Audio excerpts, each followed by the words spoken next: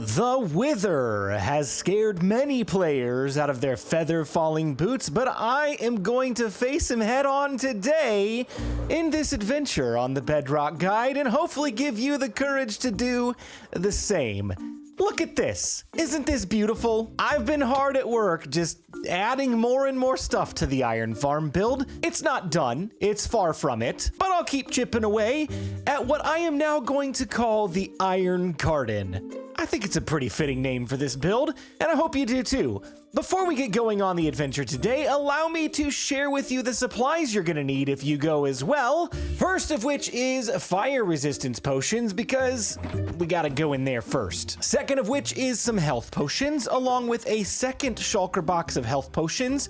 And let me just show you what we're gonna do with those really quick. I'm gonna toss one potion in there, maybe a second, maybe a third, and that should be completely full. And then I've got this full shulker box of arrows here. I'm not sure if we're gonna use them all, but let me put your minds at ease. I have not switched to a mending bow, and I never would, I promise. But unfortunately, tipped arrows, which is what we're doing here, cannot be used with the infinity enchantment. I can still use this bow, but it will burn through these arrows, unlike regular arrows. So unfortunately, I have to have several stacks. One full shulker of health potions later, and I have one row of instant health arrows. The rest of these, I'm not sure what I'm gonna do with them yet, but I'll just hang on to them for now. The last main thing that you're gonna need is the actual stuff to build the Wither and post-Wither beacons, which is what we're after for today. And as you can see, I want to do 4 Wither fights, but I only have skulls enough to do 2 fights. So we're going there. I've been getting a little bit sloppy lately, so before we just jump down into there, allow me to drink a fire resistance potion. I don't fancy dying today, but I'm gonna go find a nether fortress, because in the nether fortress, there lives the wither skeletons, and that's where we can get wither skeleton skulls.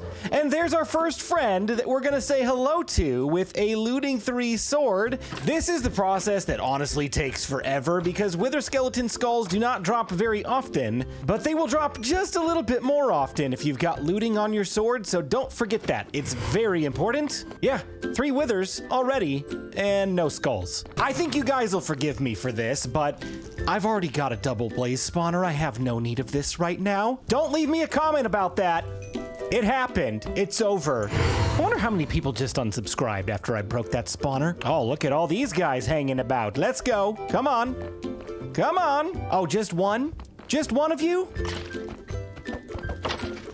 Oh, that's all we need. We just need one of you to give up the skull, and we got one. I believe that puts us at 3 wither fights with the skulls we already had. Let's see if we can get enough for one more fight. Oh boy, this is where I need my fire resistance back. Come on. Oh, they're all coming after me for breaking their spawner. I see how it is. I'm not scared much.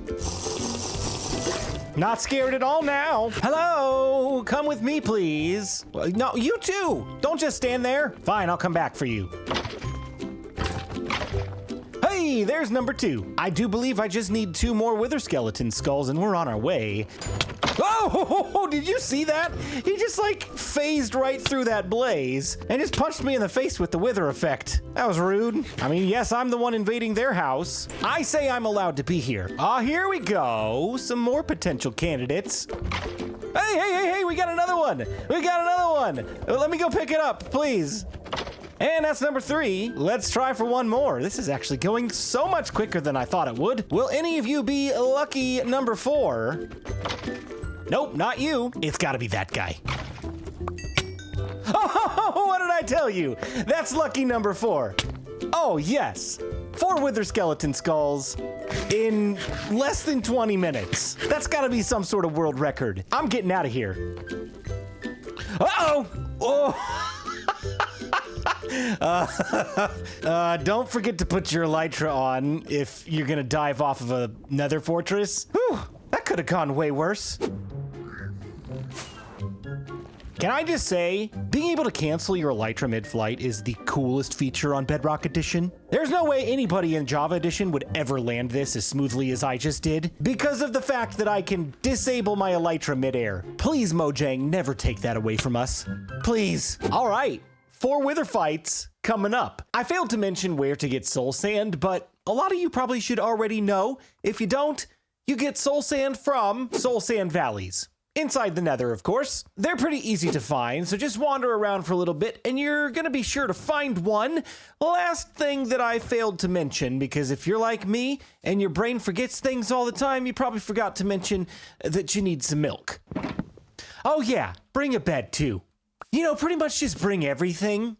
That way you don't forget anything. Bring it all. The best place to fight the Wither is nowhere near your builds. This is a very destructive battle, and so you don't want to be anywhere near things that you care about.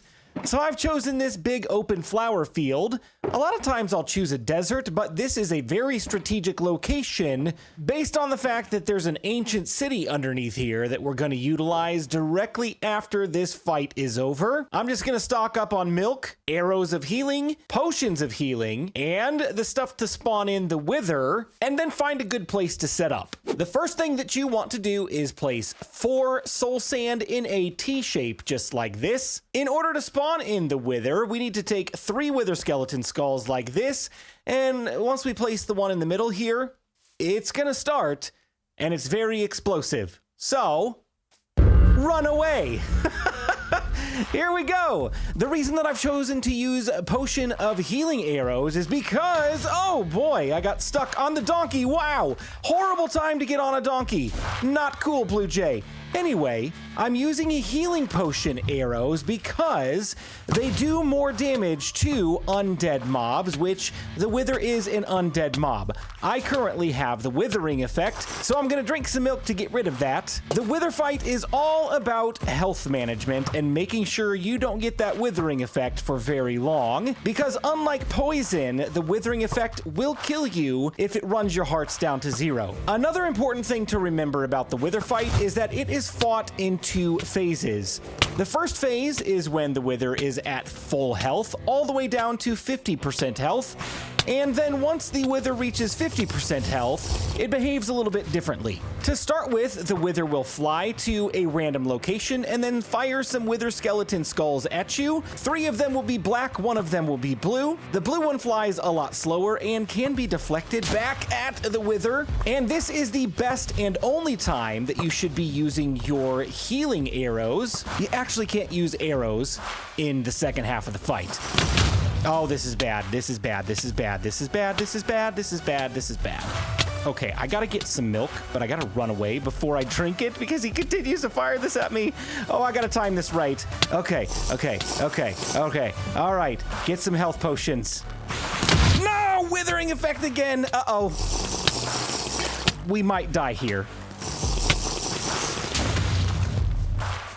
I'm gonna scooch out of here on my elytra and heal up really quick before I do any more damage because that was way too close. Ooh, 1 health. 1 health left. I do have these enchanted golden apples as well that, you know, I probably should remember to utilize and always forget this kind of stuff. Quick top off, and then we're back to the battle. I don't want to get hit. I don't want to get hit. Just keep your distance. Just keep your distance. Oh, we're so close. We're so close to 50%. Once we get to 50%, this battle actually does get a little bit easier. And there we go. We are now at 50%, and I'm gonna try to get rid of that withering effect. He will spawn in 3 wither skeletons, so try to take those out as quickly as possible. Are all of the wither skeletons down? Oh, no, they're not. Hello. Okay, you're gone, and you're gone. Now we fight. Golden apples at the ready.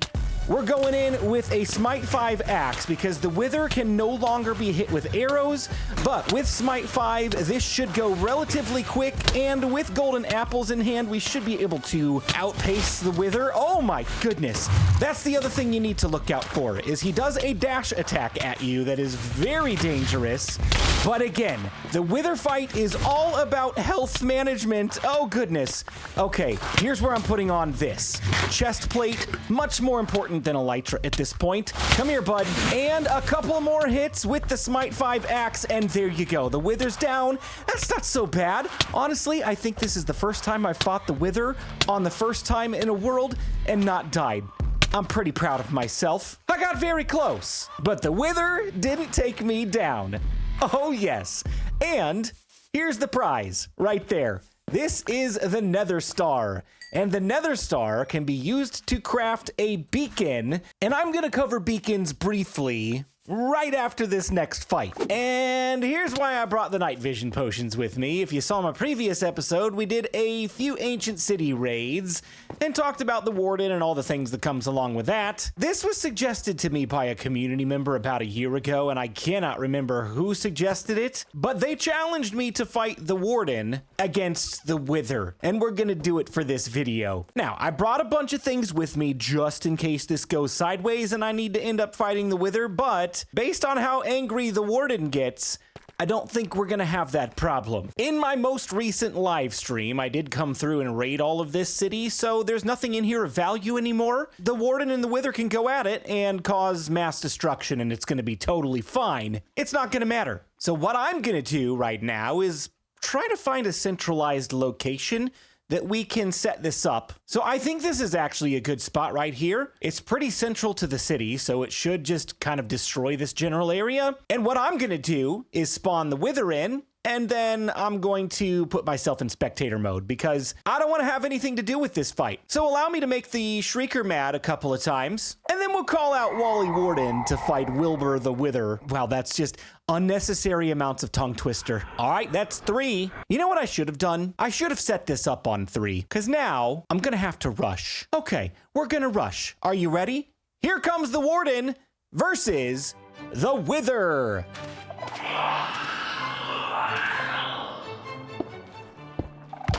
Let's go! Oh my goodness, here we go. Let me get out of range so I can actually see what's going on, and then we should be able to see some pretty spectacular sights. And, oh boy, now's the time for spectator mode. Goodbye.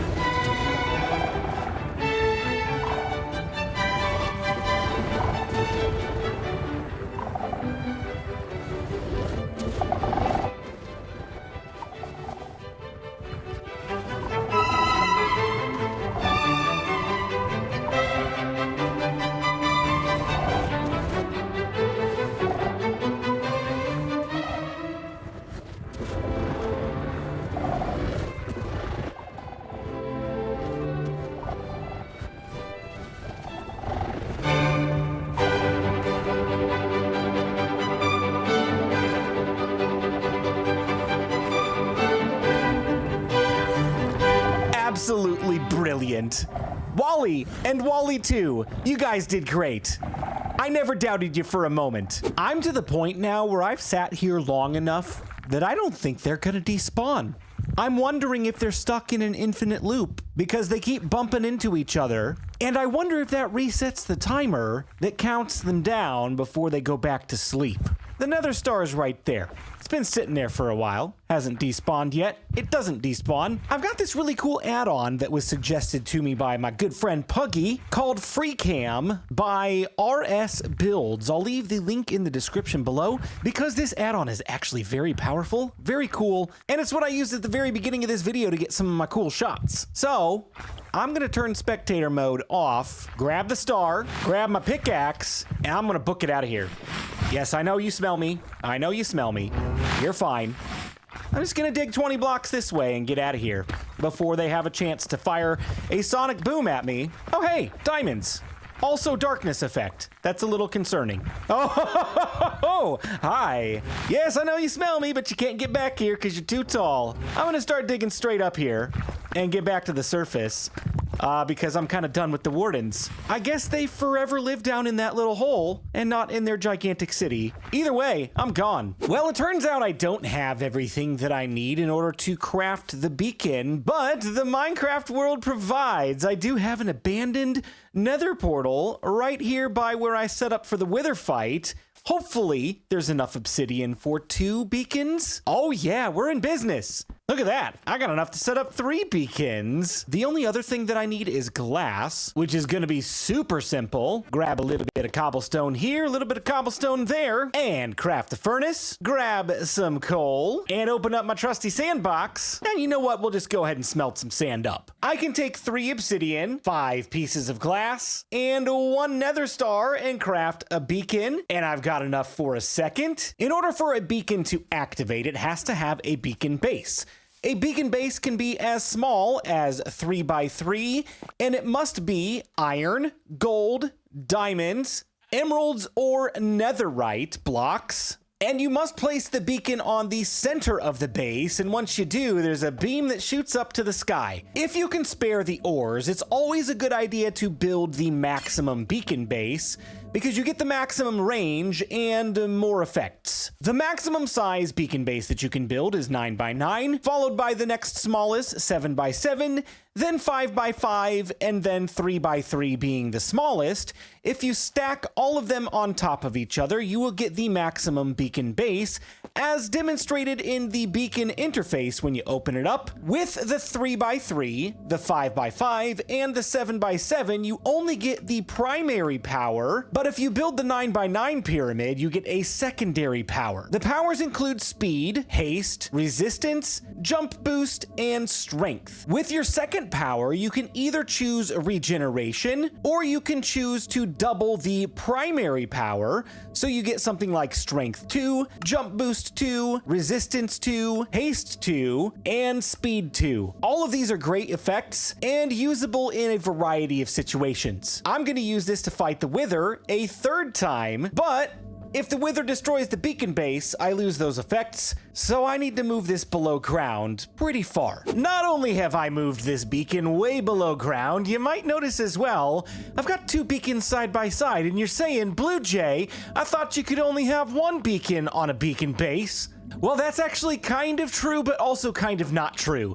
The way that you can build this to stack beacons is to basically just add an additional row. So for example, the original beacon base was right here. So 3 by 3, and then 5 by 5, 7 by 7, 9 by 9. All I did was add 1 more row of blocks on the end of the side that the next beacon was gonna go. And look, it should turn back on. There we go.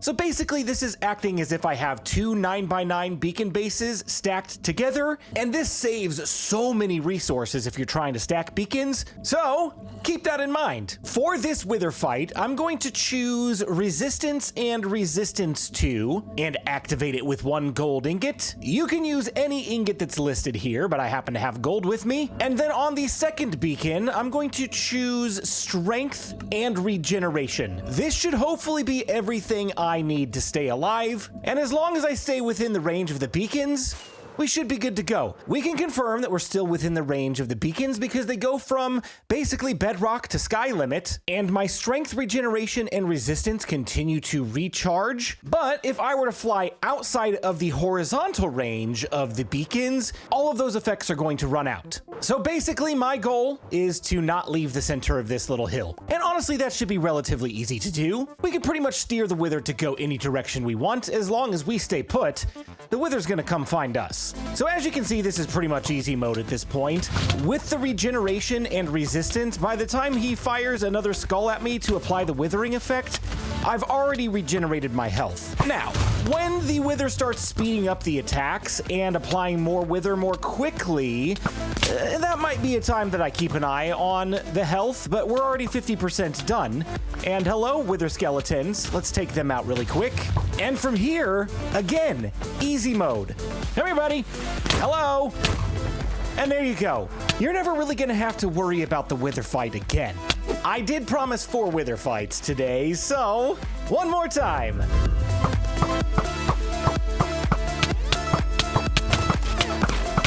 Oh no.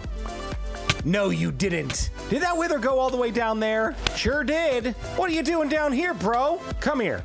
Come here. Yeah, I know, you're destroying the whole landscape. Please don't break my beacons. And you're done.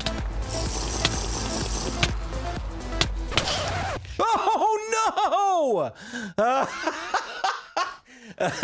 Well, I guess we're going out with a bang.